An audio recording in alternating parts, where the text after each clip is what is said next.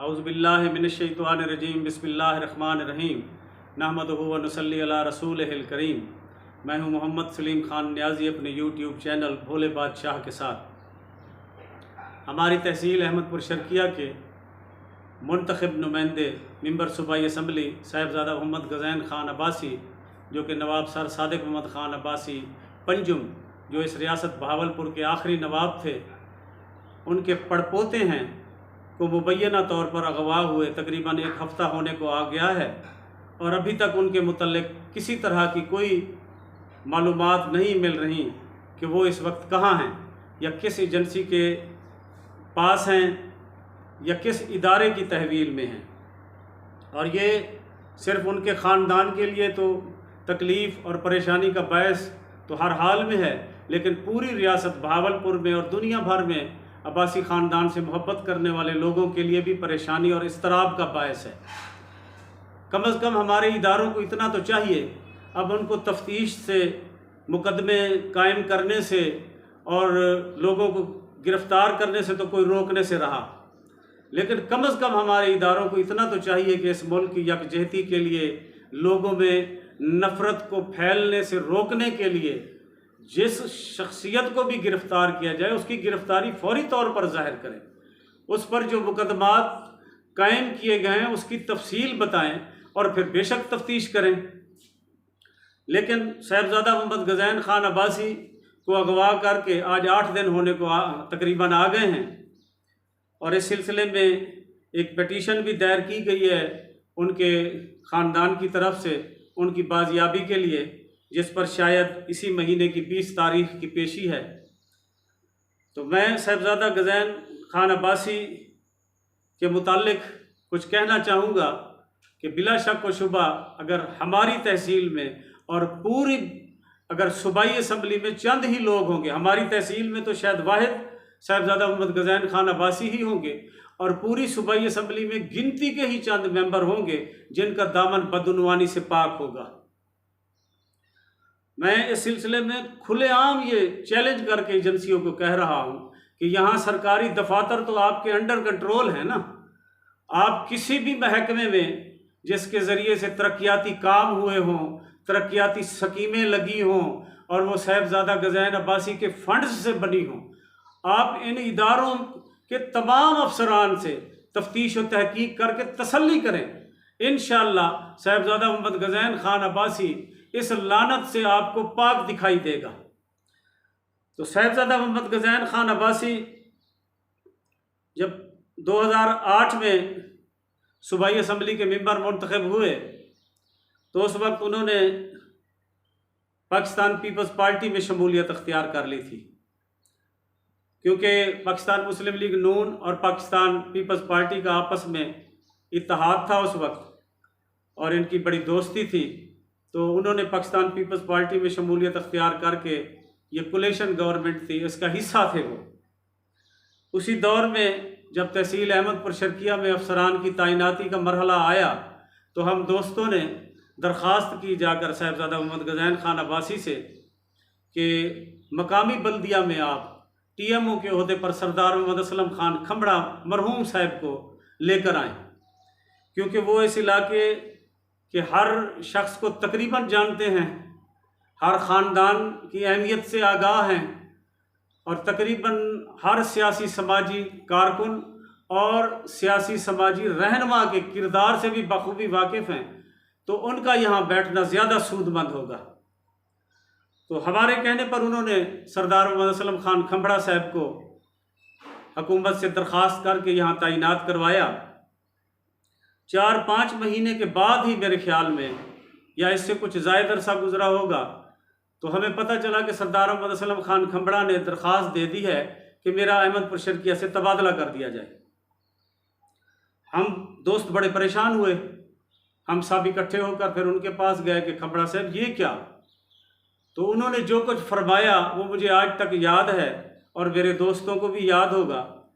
तो उन्होंने कहा कि सही एक मेंबर साहब हैं सूबाई असम्बली दे, मैं पूरी बल्दिया का फंड भी उनको खवा देव तो रजाने कहना आसी, मैं करूं तो क्या करूं कि उनके डेरे पर, उनके घर पर या उनके हवाले से होने वाली कोई भी तकरीब हो तो उसके लिए मुझे हुक्म जारी कर दिया जाता है। उनके बंदे आकर दफ्तर में बैठ जाते हैं कि इतने क्रेट 2.5 लीटर वाली कोका कोला के हों, इतने किलो कढ़ाई तैयार की हुई मुर्गी हो, इतने पीसेज हों, इतने नान हों, और ये महीने में कोई 2-4 दिन मुश्किल से ही खा ली जाते हैं। और मैं क्या करूं? यानी कल को तो मुझे हुकूमत फांसी लगा देगी और ये तो मेरे वाकिफ भी नहीं बनेंगे, लेकिन इनका कहना ना भी मानूं तो मेरे लिए अजाब है। इससे ज़्यादा अच्छा यही है कि मैं यहाँ से तबादला करवा जाऊँ। अब 2018 के इलेक्शन के बाद की मैं एक बात आपको बता दूं। एक और मेंबर सूबाई असम्बली की, उन्होंने एक SDO साहब का तबादला अपने हलके में करवाना था। तो उस SDO साहब से, उस SDO के पास एक और तहसील भी थी, तहसील अहमदपुर शर्किया के अलावा। तो ये बड़ा मुश्किल था कि एक ही SDO हो और दो तहसील। अगरचे ये मुश्किल तो नहीं रहा, जो लोग कमाने का गुर जानते हैं वो एक ही मुलाजिम को पता नहीं कितनी कितनी तहसीलों में तैनात करा के फिर अपनी मंथलियाँ वसूल करते हैं। तो उन मेंबर साहब ने उस SDO को अपने डेरे पर बुलवाया और फिर जो सेक्रेटरी साहब जिन्होंने तबादला करना था उनको फ़ोन करके कहा क्या, उन्होंने कहा कि ये मेरे क्लास फेलो का बेटा है, मेरा क्लास फेलो अब जो है वो मेरे डेरे पर आया बैठा है और वो मुझसे झगड़ रहा है, वो मेरा वोटर भी है, सपोर्टर भी है, मेरा बचपन का दोस्त भी है, तो मैं इसको किसी तरह नाराज़ नहीं कर सकता। मेहरबानी करके कि इस SDO के हवाले मेरा हल्का भी लगाया जाए। तबादला हो गया। किसकी ज़रूरत थी उनका कहना न टाल देता या उनका हुक्म न मानता। तो उस SDO से जो मंथली तय हुई 5 लाख से शुरू हुई 1.5 लाख रुपया पर बड़ी मुश्किल से उन्होंने एहसान किया उस SDO पर, क्योंकि SDO का इसरार था कि जब से पंजाब में और वफाक में इमरान खान की हुकूमत आई है हमारे लिए वो माहौल नहीं रहा जो इससे पहले था, हम इतने पैसे आपको नहीं दे सकेंगे। लेकिन 5 लाख से आखिर 1.5 लाख पर मामला तय हो गया जो हर महीने उसने अदा करने थे। तो ये मैं 2 वाक़यात इसलिए सुनवा रहा हूँ कि इन वाक़यात का इल्म इस इलाके में बसने वाले हर शख्स को है। इन वाक़यात का, इन बदउनवानियों का और ये जो कुछ घपले होते रहे मुख्तलिफ महकमों में मौजूद चपरासी से लेकर बड़े अफसरों को सबको इल्म है इन बातों का कि कौन कौन से मेंबरान जो हैं इन चीज़ों में मुलव्वस हैं। और मैं खुलेआम दावत दे रहा हूँ तमाम एजेंसियों को, तमाम इदारों को कि आप मुतल्लिका इदारों में जाकर एक एक अफसर से तफ्तीश करके तहकीक करके अपनी तसल्ली करें। आपको अगर इस इलाके में सिर्फ मोहम्मद गज़ैन खान अब्बासी ही वाहिद मेंबर ना मिले जो इन बदउनवानियों से पाक होगा, इस गंद खराबे से जिसने अपना दामन बचाया होगा, तो मैं सरेआम माफ़ी भी मांगूंगा और जो हरजाना मुझे कहा जाएगा मैं वो भी भरने को तैयार हूँ। मैं अरसा दराज से साहिबजादा मोहम्मद गज़ैन खान अब्बासी के करीबी साथियों में शुमार होता हूँ और उसको इंतहाई करीब से जानता हूँ। यानी खुदा का खौफ रखने वाला, इतना ताकतवर, इतने बड़े घर का होने के बावजूद खुदा का खौफ रखने वाला बंदा है तो वो साहिबजादा मोहम्मद गज़ैन खान अब्बासी है। यानी उसका सबूत तो ये भी देखें कि 2 बार मेंबर सूबाई असम्बली बनने के बावजूद ना ही उसने अपने मुखालफों के खिलाफ कोई कार्रवाई की इंतकामी, और ना ही उन अफसरान या सरकारी मुलाजमीन के खिलाफ जो सरेआम उसकी मुखालफत करते हैं। तो हमें इदारों से ये शिकायत नहीं है कि वो मुकदमात क्यों कायम करते हैं। ये हर दौर में होता है, झूठे मुकदमात बनाए जाते हैं। हर बाख्तियार आदमी ये चाहता है कि वो अपने मुखालफों को दबा दे और इसी तरह अब भी हो रहा है। लेकिन हम सिर्फ यही मुतालबा करते हैं कि एक ऐसा मुअज़्ज़ज़ ख़ानदान जिसके माफ़ी चाहता हूँ, एक ऐसा मुअज़्ज़ज़ ख़ानदान जिसके एहसानात पूरे पाकिस्तान पर हैं। यानी जब करेंसी का मामला आया, पाकिस्तान की करेंसी छापने का, तो करोड़ों रुपए का सोना नवाब सर सादिक मोहम्मद ख़ान ने दिया। जब बीबी फातिमा जिन्ना ने अपने लिए रिहाइश का मुतालबा किया तो इतना बड़ा महल कराची में बीबी फातिमा को दिया।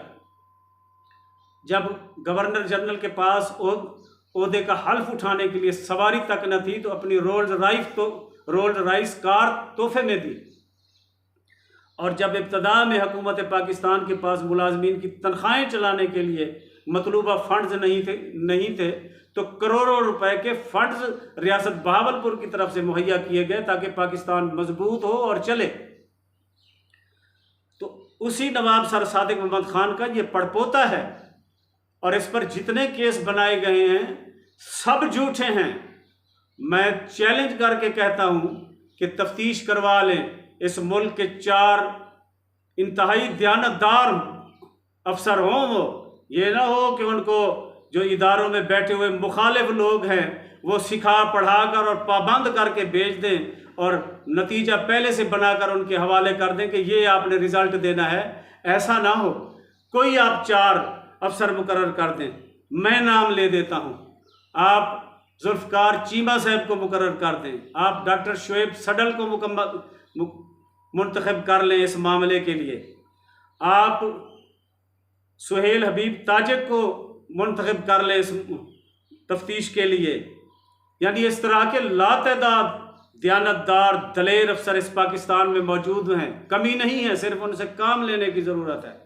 आप ऐसे ही दलेर और दयानतदार अफसरों पर मुश्तमिल एक कमेटी बना दें और इंशाअल्लाह वो कमेटी आपको 15 दिन के अंदर बताएगी कि साहिबजादा गज़ैन अब्बासी के ख़िलाफ़ होने वाली तमाम कार्रवाइयाँ, तमाम मुकदमात झूठे हैं, बेबुनियाद हैं। मैं आखिर में अपने तमाम इदारों से अपील कर रहा हूँ कि खुदारा अपने इदारों में मौजूद उन मुतअस्सिब अफसरान से जान छुड़वाएँ, उन लोगों से जो इदारों को मुतनाज़ा बना रहे हैं और सिर्फ अपने गुस्सा ख़त्म करने के लिए या अपनी सियासी मुखालफत मारने के लिए उन लोगों को परेशान और तंग कर रहे हैं जिनके दामन पर कोई दाग नहीं है। तो इसके नतायज अमूमन तारीख़ देख लें आप, लातदाद ऐसे वाक़यात हैं, हज़ारों की तादाद में, लाखों की तादाद में, और फौरी तौर पर उसके नतायज नहीं निकलते। लेकिन इसका मतलब ये नहीं होता कि किसी काम का अगर नतीजा फौरी नहीं निकला तो फिर उसका कोई नतीजा निकलेगा ही नहीं। और फिर इन इंसानी आँखों ने देखा, तारीख़ गवाह है कि लातदाद ऐसे वाक़यात जिनका मौके पर तो कोई नतीजा ना निकला, फिर आने वाले चंद सालों में उसके इतने खौफनाक नतायज मुरतब हुए कि फिर आज तक उनकी मिसालें देकर समझाया जाता है कि खुदारा ऐसे इक़दामात ना करें। तो मैं भी अल्लाह और उसके रसूल के नाम पर तमाम इदारों में बैठे हुए तमाम बाख्तियार लोगों से यही अपील कर रहा हूँ कि साहिबजादा मोहम्मद गज़ैन खान अब्बासी को अदालतों में पेश किया जाए, उनके ख़िलाफ़ जितने मुकदमात हैं उनकी आज़ादाना तहकीकात की जाए और इंशाअल्लाह वो हर तहकीक में सुरखरू होंगे। अल्लाह पाक तो आपको सलामत रखे, जीवो तो लख थी वो शाला।